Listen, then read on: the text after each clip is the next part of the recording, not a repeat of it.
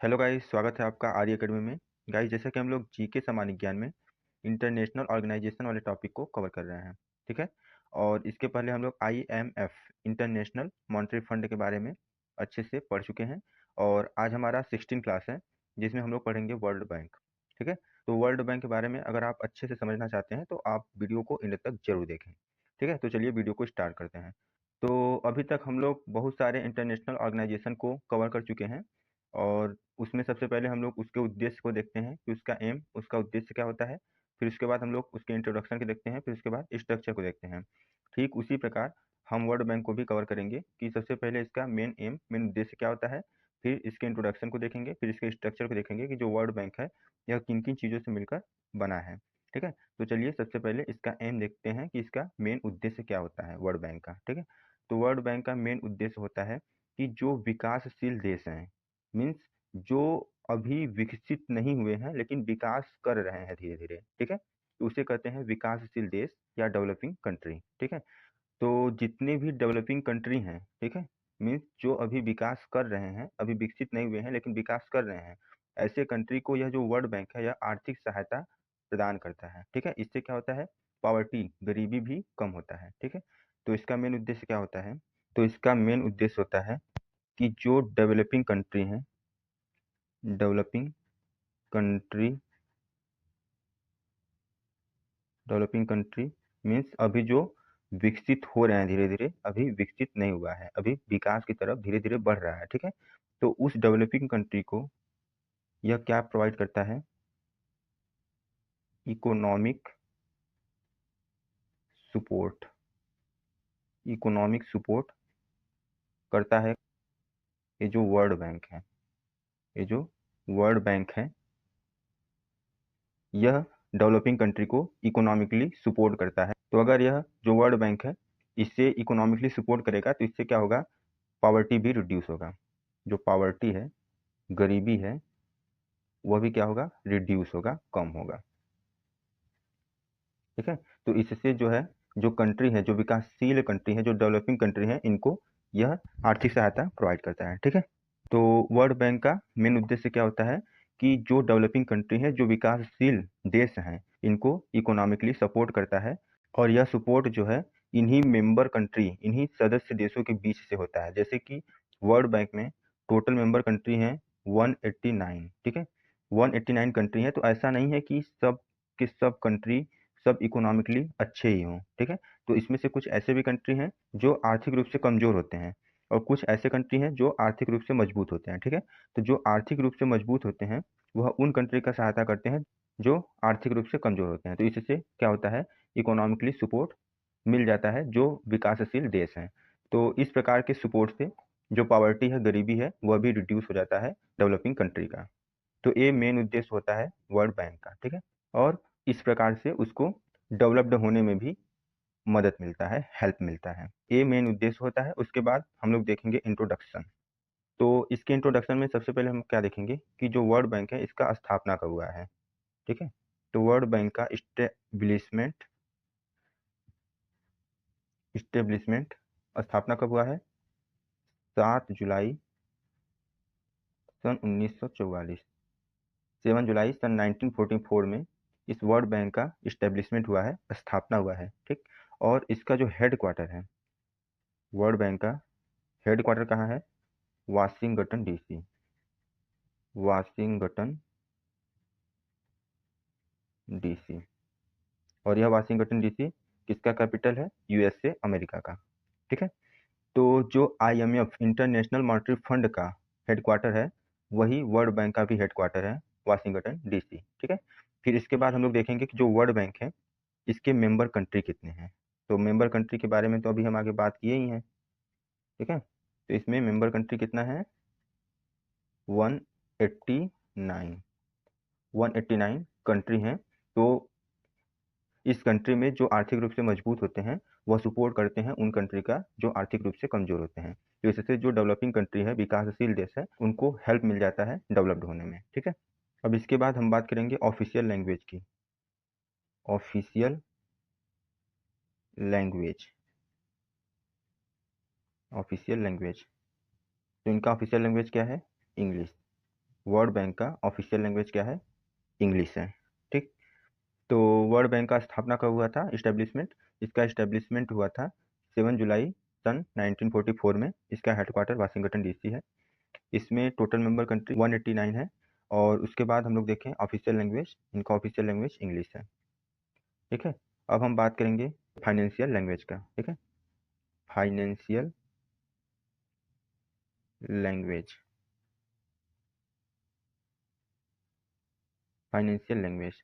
ठीक है, financial language का मतलब यह है कि इनको जो वित्तीय सहायता मिलता है जिससे यह वर्ल्ड बैंक चल रहा है, तो यह वित्तीय सहायता कौन करता है?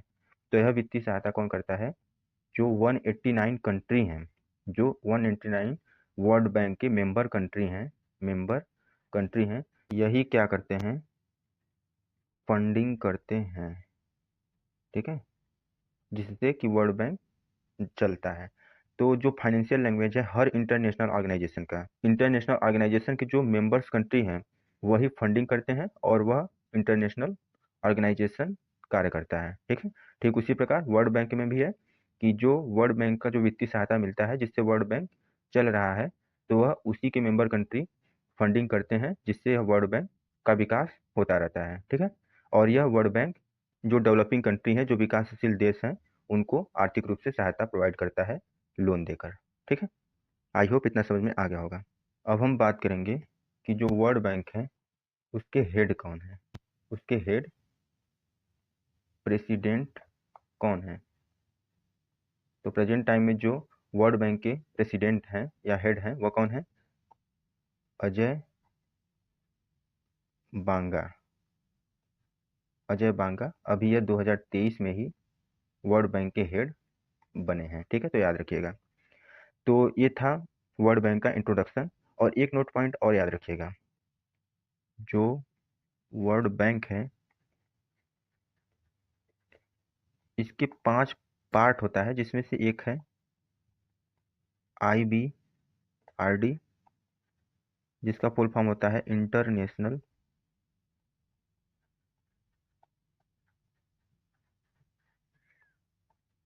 Bank for reconstruction and development. ठीक है, तो इसके 5 पार्ट होता है। एक है IBRD, international bank for reconstruction and development. और जो दूसरा पार्ट है वह है IDA, जिसका फुल फॉर्म होता है इंटरनेशनल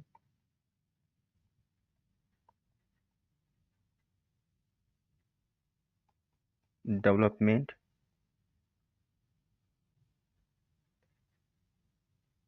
एसोसिएशन।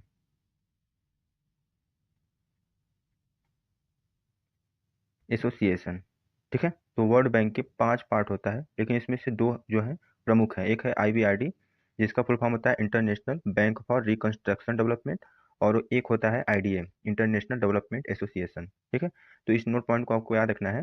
तो जो एग्जाम में सवाल पूछता है इस तरह से पूछता है कि IBRD एंड IDA किसका प्रमुख पार्ट है, तो आप क्या लिखेंगे? World bank. ठीक है, तो हम लोग इंट्रोडक्शन में क्या क्या पढ़ें एक बार रिवीजन करते हैं, फिर उसके बाद हम लोग स्ट्रक्चर को देखेंगे।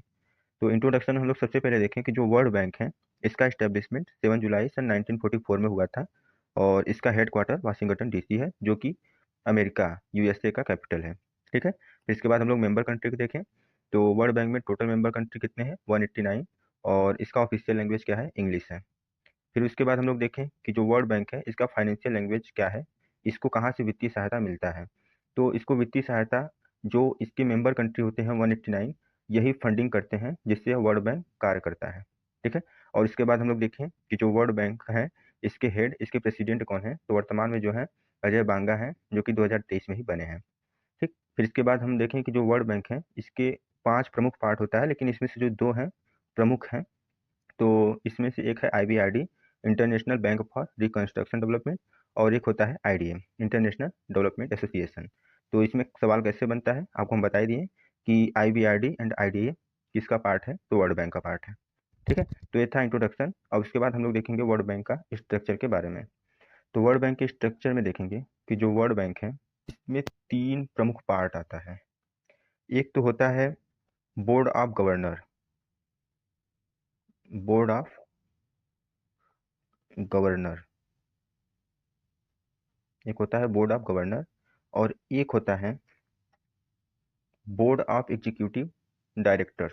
ठीक है, बोर्ड ऑफ एग्जीक्यूटिव डायरेक्टर्स। और जो इसका तीसरा प्रमुख पार्ट है वह है सेक्रेटेरिएट, सेक्रेटेरिएट्स। ठीक है, तो इसके 3 प्रमुख पार्ट होता है। एक होता है बोर्ड ऑफ गवर्नर, और एक होता है बोर्ड ऑफ एग्जीक्यूटिव डायरेक्टर्स, और एक होता है सेक्रेटेरिएट। ठीक है, तो ये 3 प्रमुख पार्ट होता है इस वर्ल्ड बैंक का, जिसमें से जो बोर्ड ऑफ गवर्नर है, जिसका पहला प्रमुख अंग बोर्ड ऑफ गवर्नर है, बोर्ड ऑफ गवर्नर है, इसका कार्य क्या होता है? यह मीटिंग करता है। ठीक है, यह क्या करता है? मीटिंग करता है। और इस मीटिंग में हर कंट्री के 2 ही मेंबर जाते हैं, या तो इसमें से उस कंट्री का फाइनेंस मिनिस्टर जाए, या तो उस कंट्री के सेंट्रल बैंक के जो हेड हैं वो जाएं। तो यही 2 पर्सन जाते हैं, या तो फाइनेंस मिनिस्टर जाएंगे या तो सेंट्रल बैंक के जो हेड हैं वही जाएंगे उस पार्टिकुलर कंट्री का। ठीक है, तो ये जाते हैं और मीटिंग करते हैं। मीटिंग में यह करते हैं कि वर्ल्ड बैंक को किस तरह से आगे बढ़ाया जाए, जिससे कि जो डेवलपिंग कंट्री हैं उनका आर्थिक रूप से सहायता मिल सके। ठीक है, और इसका जो दूसरा प्रमुख अंग है बोर्ड ऑफ एग्जीक्यूटिव डायरेक्टर, क्या है? Board of executive directors, board of executive directors. ठीक है, ये क्या कार्य करता है? जो वर्ल्ड बैंक में डे टू डे वर्क होता है, day to day work of World Bank, World Bank में जो प्रतिदिन कार्य हो रहा है, डे टू डे कार्य हो रहा है, उस कार्य को कौन करता है? Board of executive directors. और इसका जो तीसरा प्रमुख अंग है सेक्रेटेरिएट, इस सेक्रेटेरिएट का कार्य क्या होता है? सेक्रेटेरिएट, इसके बारे में तो आप अच्छे से सब जानते होंगे, क्योंकि इतने सारे इंटरनेशनल ऑर्गेनाइजेशन को हम लोग कवर कर चुके हैं और सब में लगभग सेक्रेटेरिएट पार्ट मिला है। ठीक है, तो इसका कार्य क्या होता है? ओनली एडमिनिस्ट्रेटिव का कार्य करता है।